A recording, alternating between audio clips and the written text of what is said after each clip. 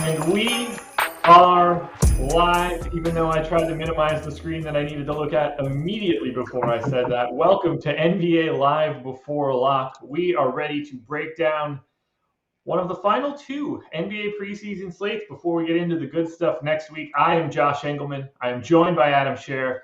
We've got a ton of games to talk about and only an hour to do it, so let's just start here. Adam, how are you? Pretty good. Nice 7-game slate. I think it should be pretty fun. We got some news right before the show started on top of some other news earlier in the day, so it should be plenty to talk about. Yeah, a lot of people ruled out. Some people that I thought were going to be fantastic plays now no longer playing, but we will get to all of it. First and foremost, hit that like button, subscribe to the channel, hit the notification bell. The subs are important, guys. We're getting dangerously close to 50,000. Every time you guys subscribe, it helps us out a ton. So be sure to do that if you haven't done it already. And you guys know I'm going to obviously be looking for all of the likes that I can find. That is my gimmick, and I am sticking to it. When it's over, it's over. That's all I can look for right now. We got about 400 plus people in here. The likes will climb. Let's start it off here. Heat and Raptors. Here's who we know is not playing today. Pat McCaw, Avery Bradley, Gabe Vincent, Jimmy Butler, Kendrick Nunn. Eric Spoelstra came out and said that the starters will not play more than 25 minutes tonight. So let's just start it off here. Heat and Raptors. What stands out most to you from this game right out of the gate? Not a lot. I thought that, for a lot of the day, it looked like Miami was going to be a really appealing team to go to. But the combination of Kendrick Nunn sitting and then also none of the starters being expected to play more than 25 minutes makes it pretty tough to get excited about any of these guys. I think if you are looking to Miami, I'm actually going to be looking at some of the cheaper pieces. Max Struss in particular, $4,000 on DraftKings. He's competing for the final roster spot with BJ Johnson. So the combination of Nunn being out, Hero, not expected to play more than 25 minutes. I think it does open up a lot of minutes. Jimmy Butler obviously being out as well. Avery Bradley being out. There's a lot of minutes here for someone that is competing for the final roster spot. So I think that he's someone you can look to. He I think stands out actually as the top Miami play for me. Is he one of the top value plays in general at 4K, given the role that he's expected for today?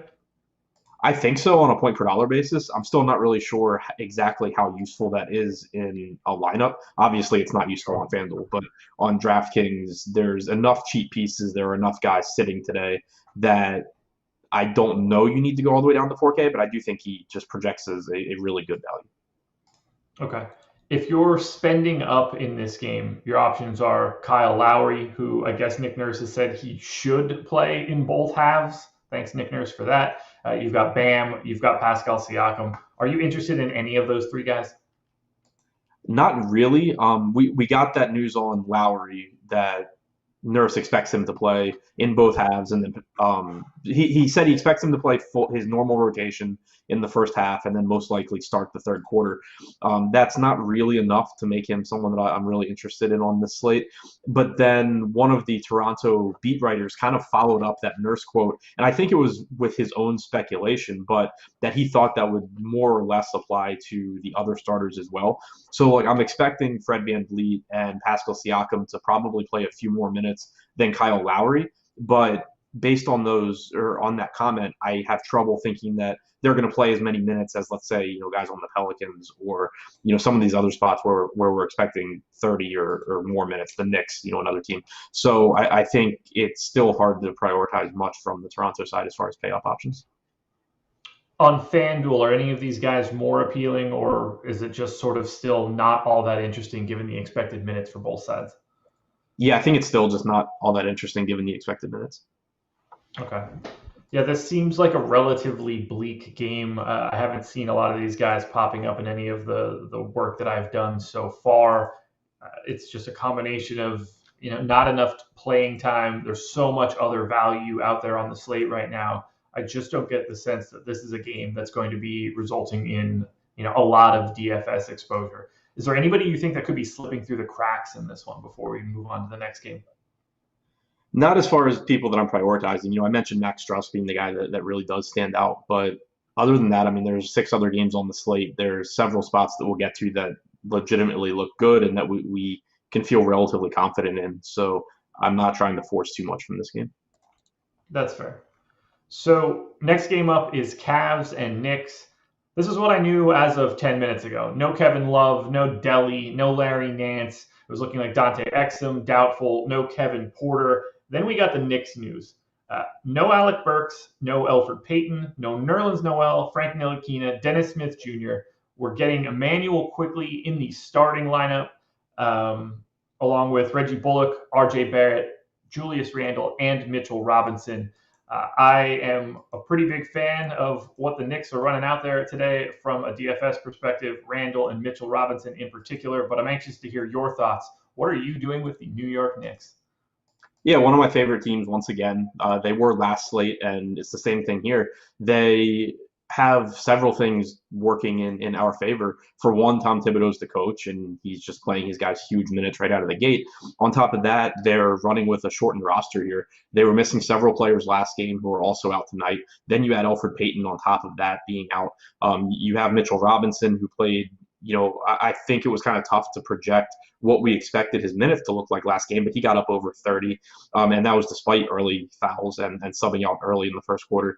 I see no reason not to expect that again with Nerlens Noel still out. You have Payton out, so quickly stepping into the starting lineup. Ntilikina was already out. Alec Burks is out. So this is, I think, the best value play. Like if you are going to a 4K guy, and I think in this spot you probably should be, he's like the cash play and a good tournament play, whereas I think you're looking at Strauss from the previous game more so in tournaments because there's just a lack of bodies here, and you have Quickly coming off of he missed the first game of the preseason. He got up to 24 minutes last game, which was his second game, so no real reason to think he's going to be limited, and he's only 4K, so he looks like a great value. You have RJ Barrett playing monster minutes. I think all of Robinson, Randle, Barrett, and Quickly look like great options. Yeah, these guys are popping off the page for me, whether that's from a value perspective, from a ceiling perspective. I think you get a lot of everything in this spot. Mitchell Robinson at 4,600 is just crazy. Probably the best value on the slate, depending on how you feel about him. It's the preseason, so they don't have to worry too much about him fouling out, which he will generally, inevitably do, no matter what is going on in the game. There's not going to be a lot of times this year where we say we really like this Knicks team, and I think today is definitely one of them. Yeah, no real question about it.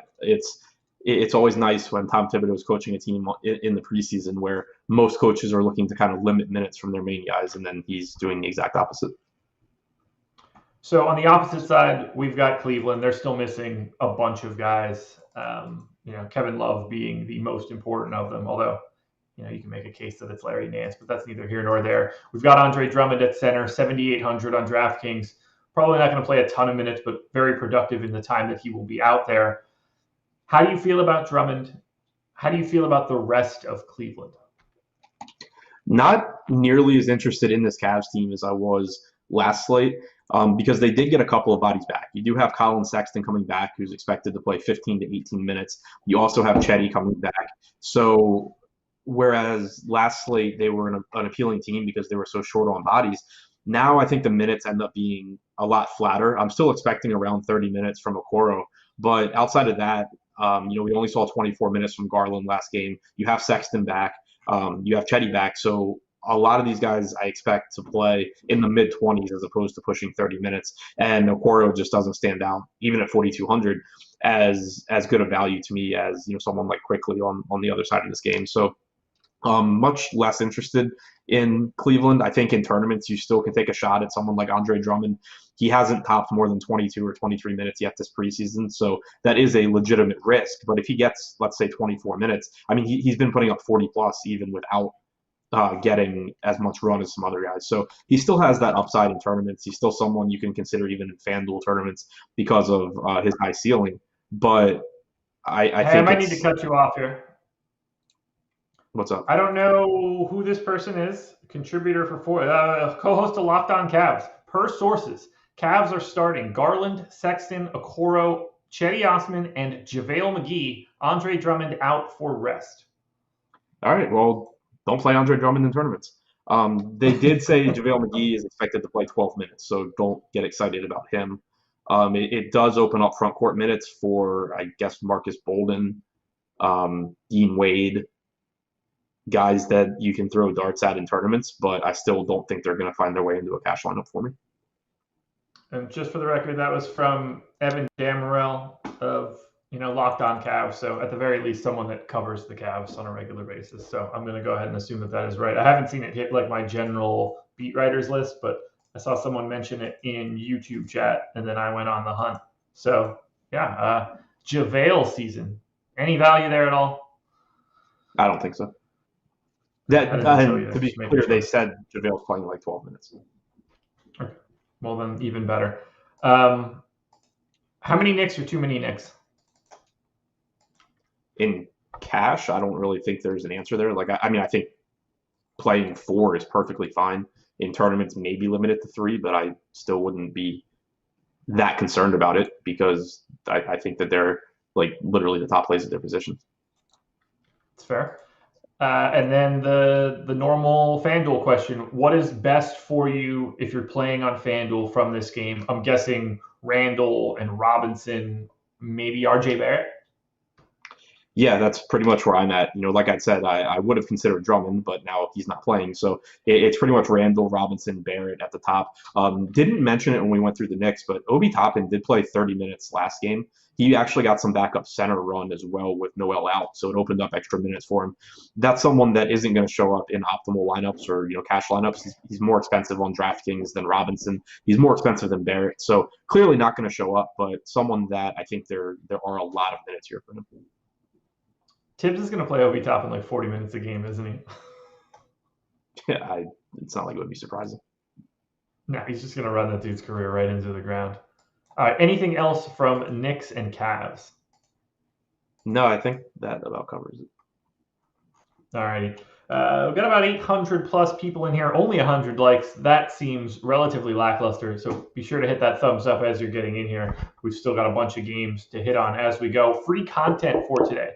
None of it is related to basketball. NFL Top Stacks tool. So the Top Stacks tool for this Sunday, that is free. If you want to see who Alex is recommending as the top stacks in the NFL for Week 15, perfect opportunity to do that. That is free. You can see the link in our YouTube chat. Nightbot just dropped that recently. And then the UFC Pro Plays tool, also free. You get basically the rankings of all of the people that cover MMA for the site. We mold them all together and create one big average so you can get an idea of where everybody truly stacks up. That's the free content for today. You can also just simply go to awesemo.com/join and sign up using the promo code Caruso. That will get you our NBA package for $1 all the way through December 29th.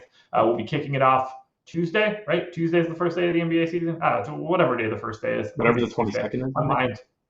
Yeah, Tuesday. My mind is melting. $1. We'll have projections, ownership, premium Slack, the lineup builder, more premium tools also behind the paywall, the boom bust tool, which I think is the best thing that we have going in the NBA. All of that will be available for the first day of the regular season, but you will be able to keep our NBA package through December 29th. Sign up today. Caruso, $1 for our NBA Platinum package. It's not going to get any better than that, folks. Go ahead and do it. Awesemo.com/join. Let's move it on to the next game now, which would be Bucks and Pels. No DJ Augustine, no Giannis Antetokounmpo, who I thought was going to be playing today and, in my opinion, was looking pretty good. That is no longer the case. So let's touch a little bit on this Pels game. I'm a pretty big fan of Zion tonight. He's looked solid in the preseason. Brandon Ingram looking great at 7,900, but Zion at 6,200. I think that is the key piece in this game. Or tell me I'm wrong. No, I completely agree. This is, I think, one of the very appealing teams on the slate in any format because you get a very nice floor. We know that they're planning on running about a 10-man rotation again. This is a team that gave huge minutes to guys like Zion in the previous game.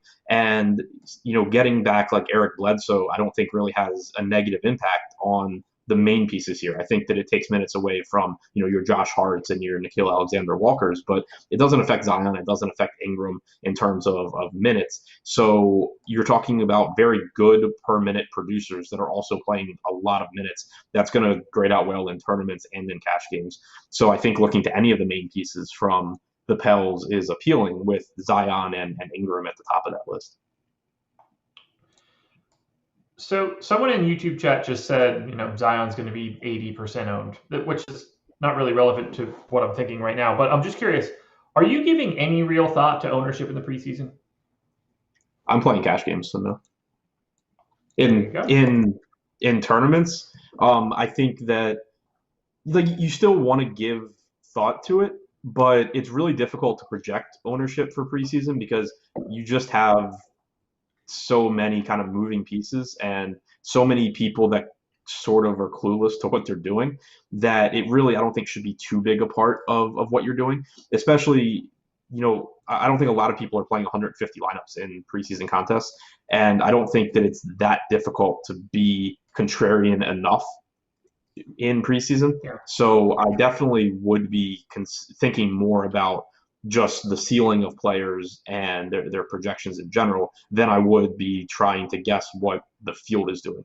When you have in preseason, there's enough of kind of a knowledge gap or information gap between like good DFS players and not so good DFS players that just doing what you think is best, you don't want to get too far away from that and start trying to like guess what other people are going to do, because what happens is a lot of times you kind of assume that they have the same information that you have, and you end up sort of moving away from what would otherwise be the best option. So it still matters, but I don't think it matters as much as like during the regular season when everyone's basically playing with close to full information.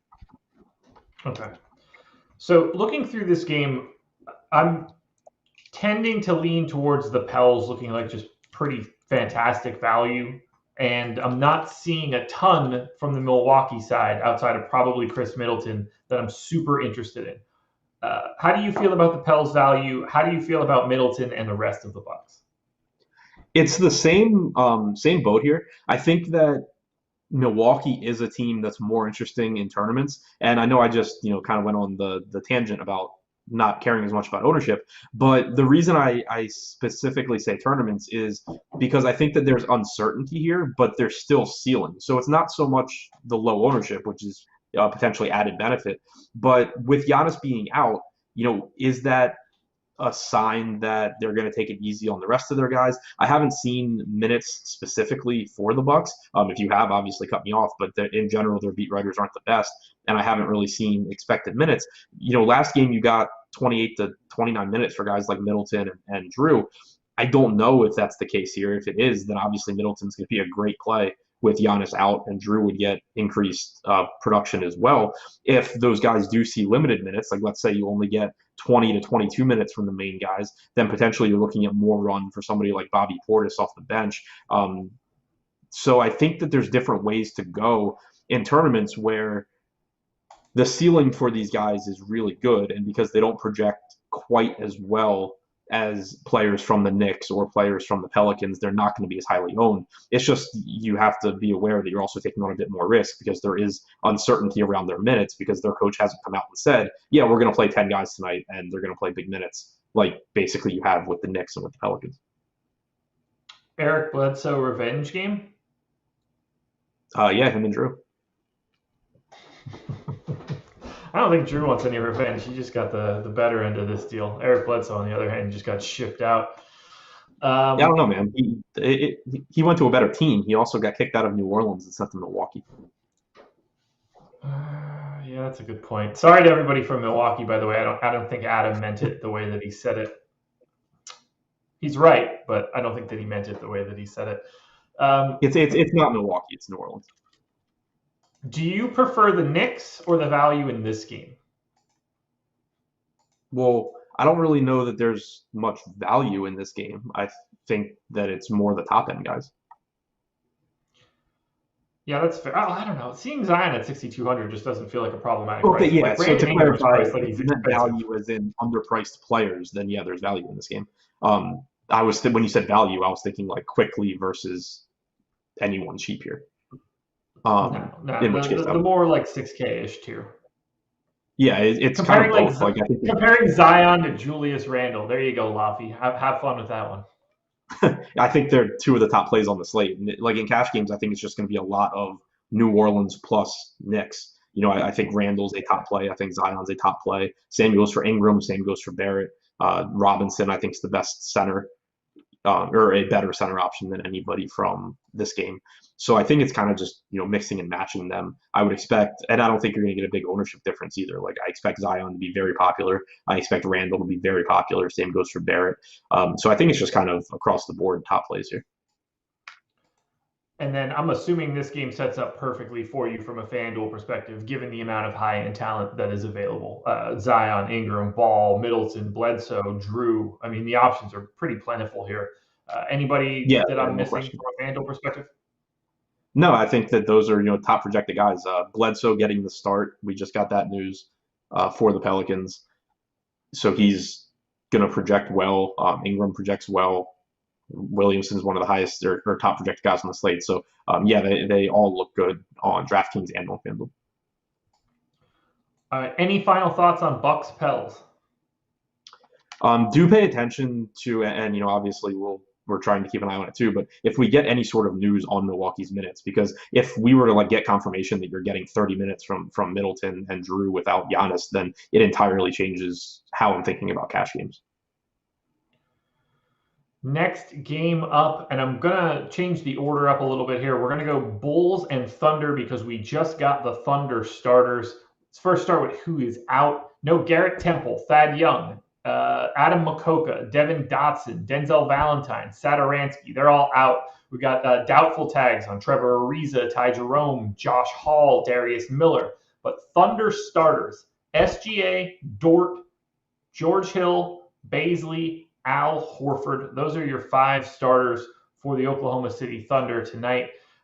From a high-end perspective, I think Zach LaVine looks great at 7,600. I'm expecting him, to put up a solid chunk of fantasy points. From a value perspective, hoping Wendell Carter can get there at 4,700.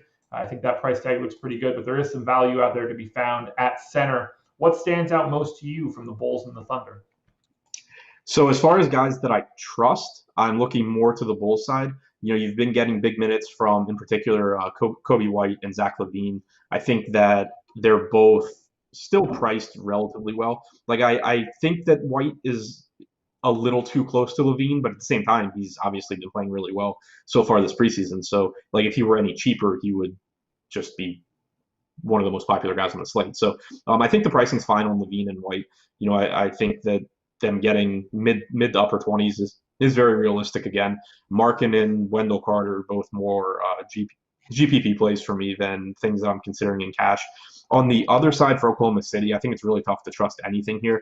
It's been back-to-back games now where we've gotten burned, or at least I've gotten burned by SGA not playing in the second half. Haven't seen anything on what the expectation is in this game, but with the more or less the certainty around teams like the Pelicans and like the Knicks, I'm not considering going to SGA in cash games. He is someone you could consider in tournaments because, again, it's not so much the ownership, although people will be dissuaded by his obvious lack of playing time the first couple of games. But if he somehow gets 25 minutes here, he's been producing at a high rate, as you would expect. So in tournaments, there's that reward for gambling on that, whereas in cash games it's just an unnecessary risk.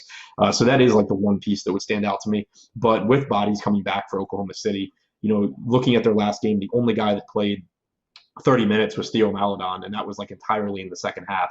But they also had players out that game that are back today, so it's really difficult to trust anything here. And SGA is really the only piece that I think I would be taking shots at in tournaments. Yeah, not a huge fan of Oklahoma City today. I mean, not that I love the Bulls, but at least you get that high-end piece of LaVine and, Wendell Carter Jr. at a obviously reasonable price tag. It's going to be hard to not find him at least mildly interesting at 4,700. I guess any other quick thoughts on Chicago? Anybody that stands out most to you from FanDuel perspective? I'm assuming it's probably just LaVine and that's about it. Yeah, it's pretty much LaVine. Kobe White, if you're playing tournaments, I don't think he's an optimal play, but he has a high enough ceiling that he can be one of the top scorers in terms of raw points. But LaVine would be the first guy to get to. I don't know if you mentioned this before when you said it, but Maledon is out tonight. He will rest. Okay, yeah, I had not seen that. Joe Mustato, Thunder beat writer, said Jerome, Miller, and Hall remain out, and then Maledon will rest tonight. So there we go. Easy peasy there. All right, going back to the order that I thought I was going in, Brooklyn and Boston. For the Nets, we've got, well, for the Nets and Celtics, here's who's out. Elliot Kobo, Nick Claxton, Kemba Walker, Tristan Thompson, Romeo Langford. Nothing really crazy from the Celtics perspective. Daniel Tice will start today with Marcus Smart, Jaylen Brown, Javonte Green, and Jason Tatum. So the floor is yours then. What do you like most from this game? I'm guessing you're going to tell me that it's one of Kevin Durant or Kyrie Irving. Yeah, that's what stands out the most. It's kind of risky since these guys are both coming back from major injuries. We don't know exactly what to expect, but you did get a little bit more run in their last game than at least I was expecting. Durant in particular played a lot. So I don't think it would be surprising if you got upper 20s from one or both of these guys. They both stand out as top raw point options, and in cash games, I don't have a problem using one of them either because like for example, if you're using Emmanuel quickly, it's going to open up salary for you. So I don't mind going to either of those guys as a raw point scorer as well. I think they both stand out above any of the Boston guys in terms of raw points. I think they stand out above the rest of the Brooklyn team in terms of raw points as well. Yeah, Durant, Irving, Tatum, only separated by $300 total, so they're basically all the same guy. I would prefer Durant and Irving to Tatum in that regard. Spencer Dinwiddie at 4,900. Any thoughts? That seems like an oddly low price for him. Yeah, I mean it's tough because there's just so many mouths to feed now. You have LeVert back for this game as well, but so it's not someone that I'm considering in cash. Like I don't see any reason to be rostering Dinwiddie in that format. In tournaments, you can hope that you're getting upper 20s from Dinwiddie and that he just happens to have a good game at that price point. Like he probably is a little bit too cheap. You're probably, if he gets like 26, 27 minutes, you're probably looking at around 25 fantasy points, which is fine. Obviously he can outproduce that, but it's more of a tournament play for me than anything that I'm considering in cash or in like single entry formats. I'm not really seeing any legitimate value options. And when I say value this time, I do mean like the low price guys in this game. Yeah, I'm not really seeing it. You have Daniel Tice back in the starting lineup, so that knocks Robert Williams back to the bench, who was one of the most popular value plays last time Boston played. There's nothing that you're going to feel too confident about. You don't have significant players missing for Boston. I don't expect them to play 18 minutes or anything, referring to the starters. So it kind of just ends up being, my expectation is that the expensive players aren't playing quite enough minutes to compete with guys from the Pelicans and the Knicks, and they're playing too many minutes for the value plays to be very useful. So Durant and Kyrie seem like obvious options on FanDuel. How far down the line are you willing to go in this game? Because it's obviously star-studded. Tatum, Dinwiddie, Brown, Smart, LeVert. I mean, we can name a ton of guys that are legitimate high-end NBA players. How far down do you want to go, though, past Durant and Irving? I assume Durant and Irving are just no-brainers. Yeah, it's pretty much them. Like if you want to take a shot on like a Jason Tatum, that's fine. I'm pulling up the positions now to kind of double check and see what the power forward position looks like. Yeah, I mean you have Tatum, you have Randall, you have Zion. Like Tatum, I think is behind Randall, behind Zion, but then there's not really a whole lot else. So I think you certainly can go there. I think in cash the plays would be Randall and Zion. Makes sense to me. Is there anything else you want to touch on from Nets and Celtics? I don't think so. It's pretty much Durant and Irving as the top guys. And then, if you're playing larger field tournaments, I think you can, take a chance on the upside of guys like Tatum, Dinwiddie, Jaylen Brown. Okay. We've got 2 more games to go. I think Adam's dog is really excited to know about our podcast giveaway. So if you submit a 5-star review for our NBA DFS podcast channel, you will have the opportunity to win a $400 Awesemo Plus NBA yearly pass. Head to our Twitter account at Awesemo_com. We've got a pinned tweet, details out everything you need to do. You need to reply to the tweet with your favorite host. I just assume you'll be tagging me anyway. That's fine. I get it. You need to be following Awesemo_com. You need to follow Awesemo NBA, and you have to like that tweet. You got to do all of these things before we tip off for the regular season. So you've got until December 22nd at 7 p.m. You do those things, someone will be randomly selected to win an Awesemo Plus NBA yearly pass. That would normally cost you 400 bones. In this case, it'll cost you nothing more than a 5-star review, and even if you have to, you could lie and say that Adam is your favorite guy. It's whatever works. Doesn't matter if there's lies in the tweet. You can still win. So do that and give yourself the opportunity to win a NBA pass, and it helps us out a ton because 5-star reviews will certainly push us a little bit further. 2 games to go. Next one up on the list, Portland and Denver. Not too much from a news perspective here. Not all that surprising. It is also a later game. Anthony Simons, questionable. JaMychal Green, out. I have not seen anything else from a news perspective on this game. If you have, please feel free to add it. Otherwise, just hit me with your thoughts. What do you like from Portland and Denver? Yeah, I haven't seen anything really significant here either. I do think that one interesting piece is that you got 30 minutes from Lillard last game. Not sure if that happens again, but they had said coming into the preseason that the plan was to limit the starters in the first couple of games. So maybe we get a little bit more here. I haven't seen that confirmed. Quick question. I'm going to cut you off here because I think you might like this person. Bobby Portis starting for the Bucks. Is that interesting to you? He is 4,600, power forward and center eligibility. Yeah, I think so because he's someone that produces at a high per minute rate. If he was coming off the bench, then I don't think it makes a huge difference, but it does make me feel a little bit better about his minutes. So I do think that's a good value option. Okay. Rest of the starters are just Holiday, DiVincenzo, Middleton, and Brook Lopez. But once I saw Portis and I saw his price tag, I wanted to get that out of there. Apologies for cutting you off. Back to Portland and Denver. Yeah, no problem. I was just going to say, I think you're kind of playing a guessing game on Portland right now. They, in the first game of the preseason, you got 21 or 22 minutes for Dame. Then he went to 14. Then he got 30 last game. Dame had said prior to the preseason that they were planning to rest the main guys in the first couple of games. So I don't know if that means that he's just going to go play another 30 minutes tonight. I don't know if they take a step back and he plays 23 or 24. So there is some uncertainty there. I think that at the very least, he's a viable option on FanDuel just for raw points and on DraftKings in tournaments because, again, there's uncertainty and he's one of the top just raw point scorers.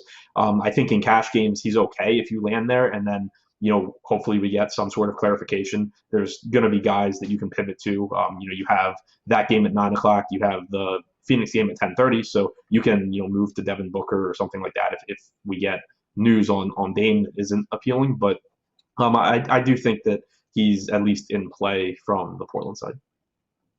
Okay.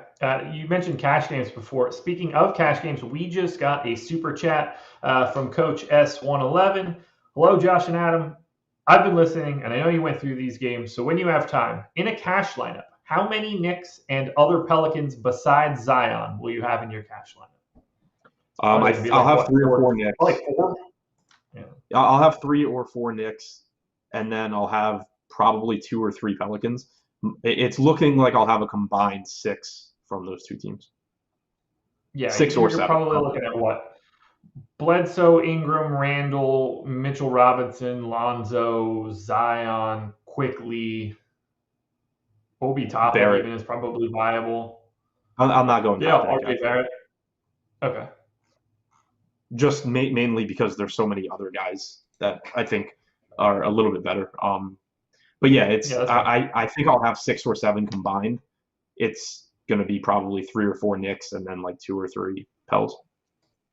Perfect. Coach, thank you so much for that super chat. We really appreciate it. Happy to have you listening. As we take it back over to Portland and Denver, outside of, again, I feel like there's a ton of these mid 4K priced centers that are available in pretty much every one of these games that are all 1 to 1.15-ish fantasy point per minute guys that are going to play 20 minutes. So Cantor looks okay, but it's not there's 10 other versions of Cantor on this slate. After that, this game just doesn't seem like it has a lot of value to be anywhere to be found. I don't know if I'm missing something, but Denver Portland seems like I don't want to say least interesting because I feel like we could get news that makes it really appealing. But for now, I don't think that we have it. It just seems kind of non-existent.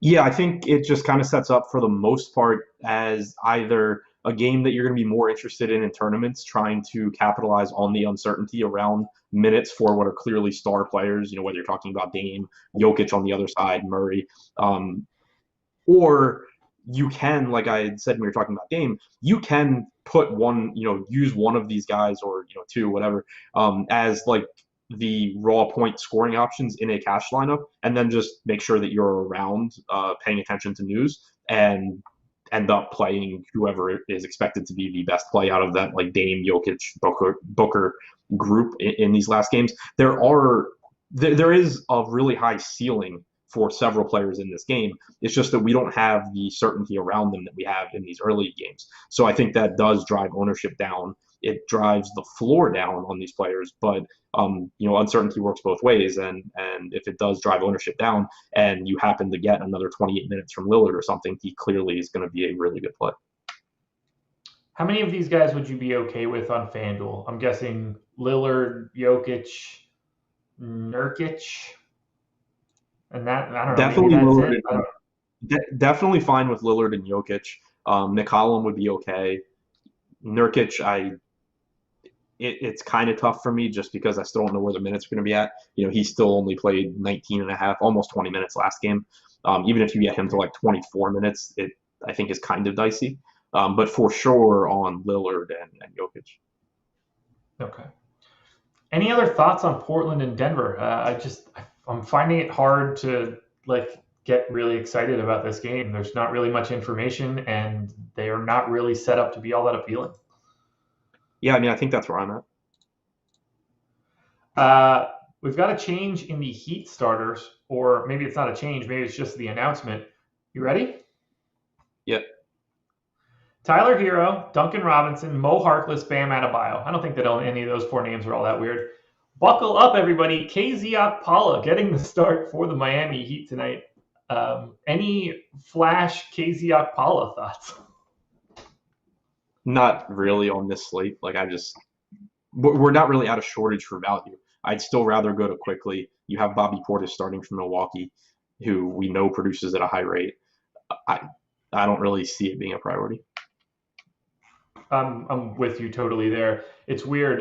Knowing that someone like that is starting in a regular season game is massive news. Knowing that KZ Okpala is starting in a preseason game is not like ultimately all that important. If they were like KZ Okpala is starting and playing 28 minutes today, then we have to like change the way we're having a conversation. But for now, I don't think that there's too much to look into other than it's just kind of wild that KZ Okpala is going to start for the Heat.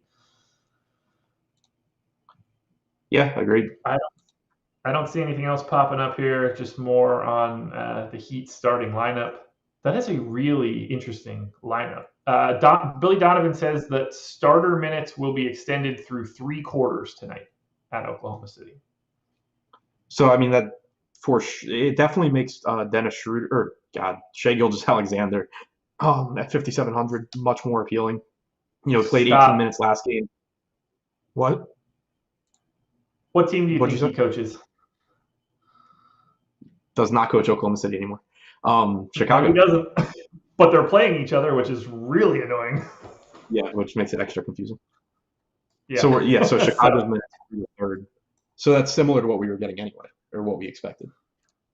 Yeah, but the moment that I saw it, I started doing the exact same thing that you did. So I was hoping that I could lead you down that exact same path. Chicago. Kobe White played the entire third quarter last game. Zach LaVine played almost the entire third quarter.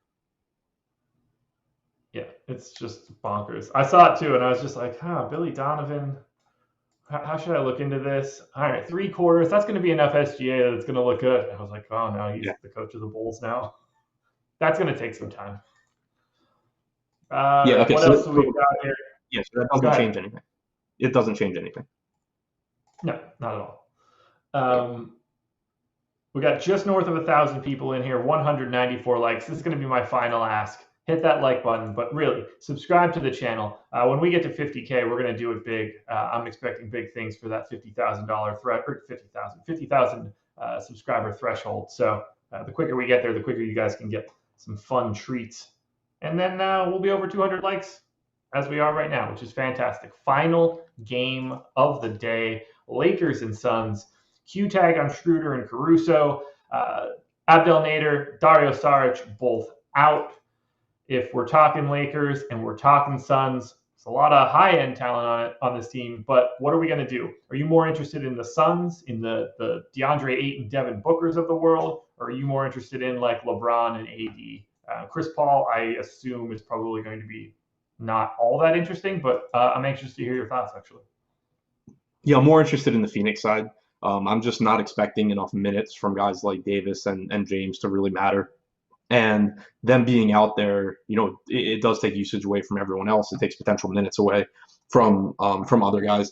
One thing I will point out that jumps out on DraftKings, and this isn't as a priority play or like a cash play, but Talen Horton-Tucker's DraftKings salary went from $5,500 last game to $4,500 today. Last game kind of went like you would expect. He played 8 to 10 minutes in the first half. He was useless. And then he played the final 16 minutes of the game. Ended up being a pretty good play. Still not someone that I'm going to in cash games because, again, you could get a little bit more run from guys like Davis and James, which would really hurt him. But in tournaments, he is viable at 4,500, just hoping that, he goes off in the second half again. Outside of that, though, I don't really see much of anything from the Lakers side that I'm interested in. Well, I'm happy to hear that Talen Horton-Tucker is a guy that you have your eye on. Made my cheat sheet today. Makes me pretty happy. I've got my eye mostly on guys from Phoenix in particular. But again, I feel like center is so wildly deep. I like on DeAndre Ayton at 6,900, but I mean, I feel like we've recommended 25 centers so far today. It's just loads of value. Any of these guys look good on FanDuel? How do you want to manage somebody? How do you want to manage LeBron and AD in comparison to, say, Dame in the previous game from a FanDuel perspective? Or is it just kind of cross your fingers and hope you get it right? Yeah, I mean, I'm not even really that interested in them on FanDuel. Obviously they're going to be more appealing there just because of the raw points and they can go nuts in 20 minutes. But looking at the positions on FanDuel, you still have Brandon Ingram, you have Durant at small forward. So you have guys that produce at a high rate that I expect to play a lot more. You have Jaylen Brown as well. You have Siakam at small forward. So they're still, I don't think, like that appealing on LeBron. Looking at power forward, we already talked about, you have Tatum, you have Randall, you have Zion, and then you still have guys like Bam and like Porter and Lauri Markkanen. They're better plays on FanDuel than DraftKings, but I don't think that they're like the best plays on FanDuel either. Taco Fall out tonight with an eye irritation. I don't get the sense that that's changing anything too much for you, but just putting that out there. It is not. Yeah, I didn't think so. These late games are feeling really unappealing, which is not at all what you're looking for, because I think that leaving yourself in a position to get to something if news comes out is important. I just don't know what that's going to be or what that would be. Do you have any thoughts as to lineup construction if you're trying to make a move to the late game? Do you see anything that could possibly open up that you would want to leave yourself available for? So that's kind of what I'm debating on right now as I settle on my lineup. And I am leaning towards having that flexibility as a tiebreaker. Like, for example, in basically the lineup that I think I'm going to play, I can get to Kyrie. I can't get to Kevin Durant. If I could get to Kevin Durant, I would just play Durant. But because I think there's some uncertainty around Kyrie's minutes, and then, obviously we have uncertainty around plenty of these guys in the late game, but I'm leaning towards just leaving myself, access to Dame or whoever from the late games, because it's not like I'm super confident that I'm getting 28 minutes from Kyrie. If we get news going into the late game that, Lillard's going to play 26 or 28 minutes, I'm fine getting there. There's enough things that I think I can do with the late game, even if it means, just dropping to DeAndre Ayton.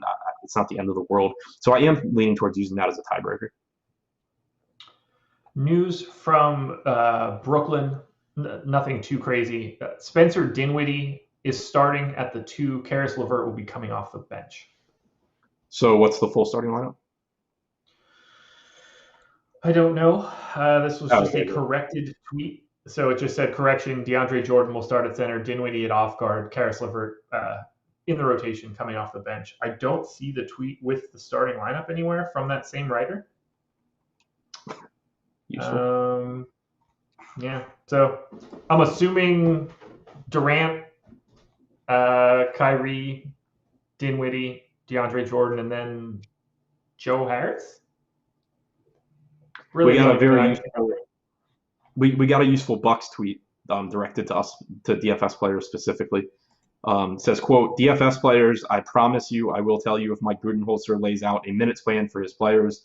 In 2 seasons with the Bucks, he has told us how many minutes a player is playing before the game, maybe 5 times. So fair enough. Doesn't clear up much. Yeah, that strikes me as something very similar to Keenan Allen yelling in a camera last night. Not going to get us anywhere. Morgan Smith asking this question in YouTube, but they were nice about it. Can we get your quick take on Jamal Murray?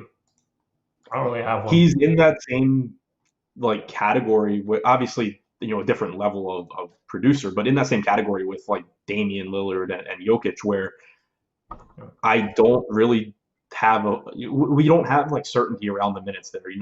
Could Murray play 22? Yeah. Could he play 30? Yeah. Looking back at Denver's last game, Murray played 24 minutes. Jokic played 25. Porter played 23. Do they do the same thing, or do they extend them a little bit? So I think it's someone where in tournaments, leaving yourself, and even like I was saying before in cash, leaving myself access to have one spot to late swap with, I think is valuable here because there are so many good players, and Murray really is included. In these late games, the idea would basically be hopefully we get some clarity before 9 o'clock, saying either Portland starter is going to play 30 minutes or Denver starter is going to play 30 minutes, and then you can kind of choose at that point with more information what to do. Right now, there's just not concrete information for Jamal Murray for anyone from this game, but there are just so many good players that I do think leaving yourself some flexibility is a good idea. We've got about 10 minutes to go before lineups lock. Is there anything else you want to sum up for the slate as a whole before we just slide on over and take some questions from Premium Slack and from YouTube chat? I think the quickest way to summarize it is that the players you're most confident in are going to be coming from the Knicks and from the Pelicans. You do have, I think if you are playing tournaments, you shouldn't be afraid to use some of these late game guys and hope that you're on the right side of minutes variance where we don't really have news yet. But also, I think even some players like Bobby Portis and Chris Middleton are going to get buried a little bit in terms of ownership because they're not grading out as quote unquote optimal plays, I don't think, but they are still good. And so I don't think you need to get too creative in order to be contrarian in tournaments tonight because everyone is going to be aware that going to the Knicks and the Pelicans is basically where you're starting. Love it.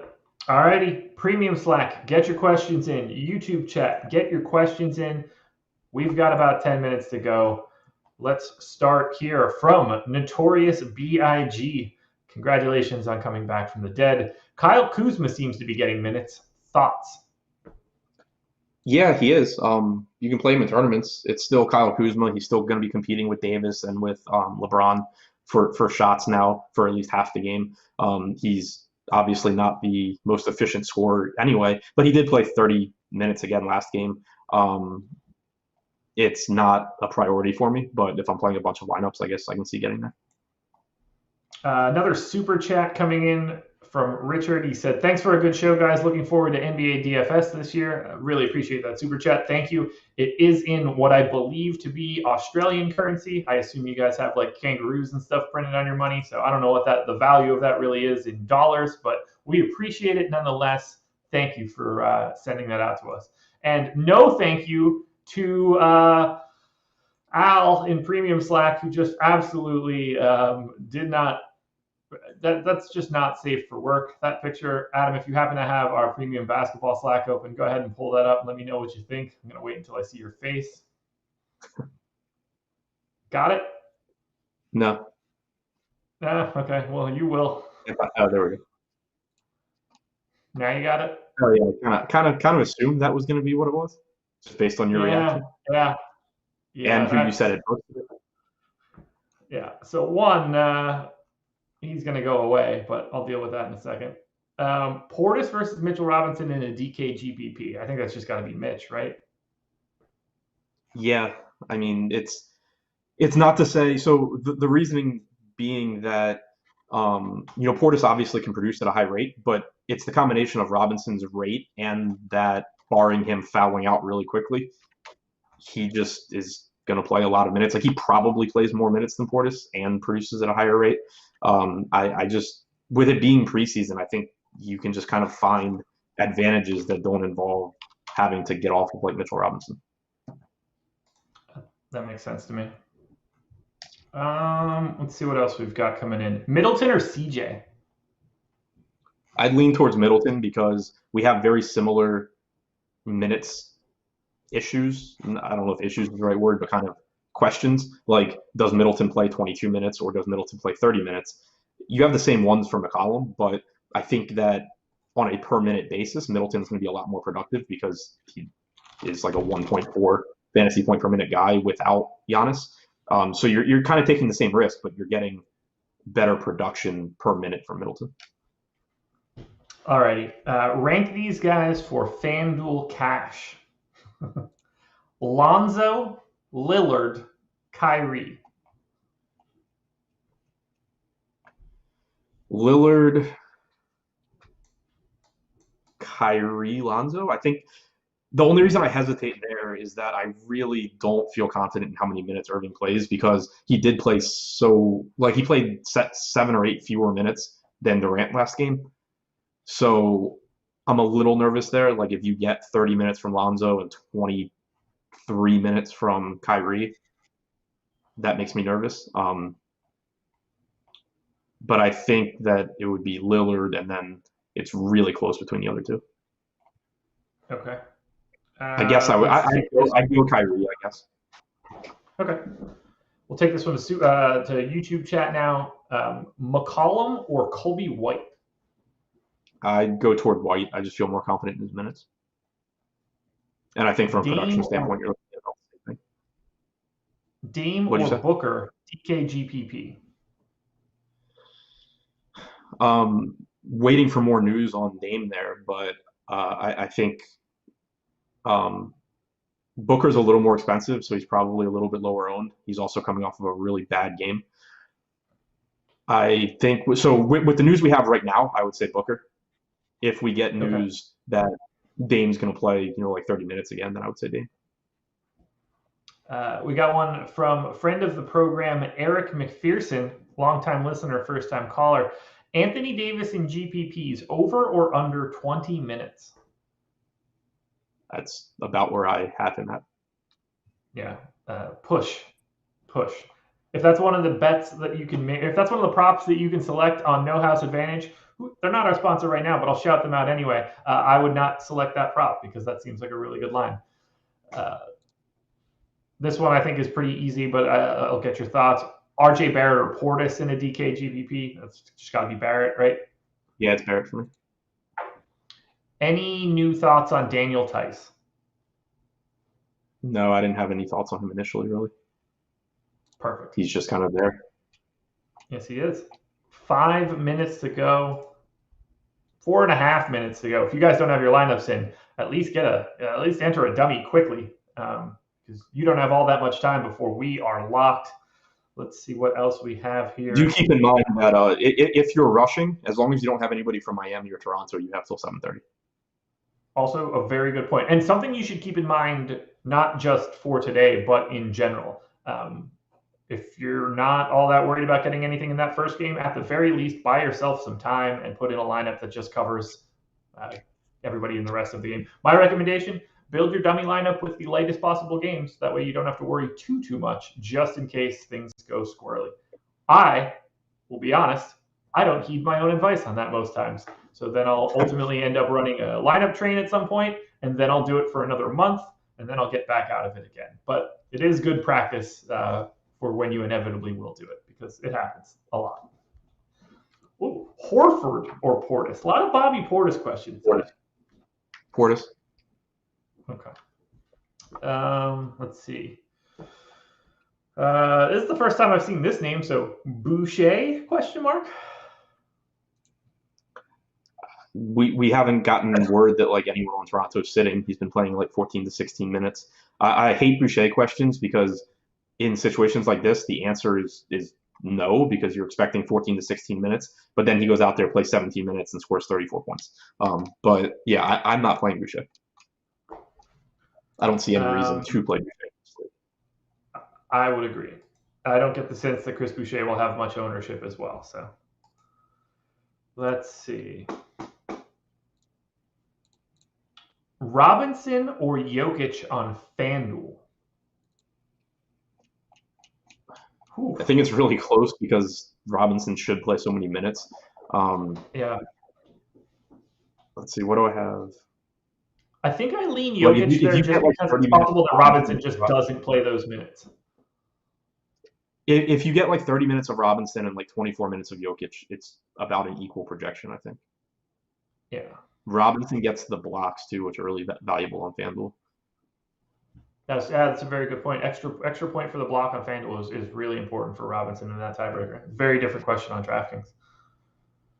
Last one, I believe, and then we're going to end up getting out of here. Would you play Toppin and Murray or Bledsoe and Kuzma? Toppin and Murray, I think. Okay. I do like if you could. I think I would play Toppin and Bledsoe. Okay. Well, there you go. That's even better for you, Morgan Smith. You got the remix answer. A little bit of column A, a little bit of column B. Let's see. One more. Tatum or Zion? That one is absolutely Zion. Yeah. Gotta be. I don't have anything else. Adam, any final thoughts before we get out of here as people lock up their lineups for the second to last NBA preseason slate of the year? No, that's all I got. All righty. Because, we got a minute left, but guys, just go ahead and get your lineups in. There's not going to be a ton that we're going to be adding at this point. I haven't seen any additional news that we need to make sure we get out. So thank you guys so much for joining us. We've got a ton of content coming up again tomorrow. 2-game NFL slate, a full NFL Sunday on the horizon. Good luck tonight. Enjoy your preseason. I'm done with preseason, but I will be back for the real NBA on Tuesday. I cannot wait. Good luck, guys. We're out.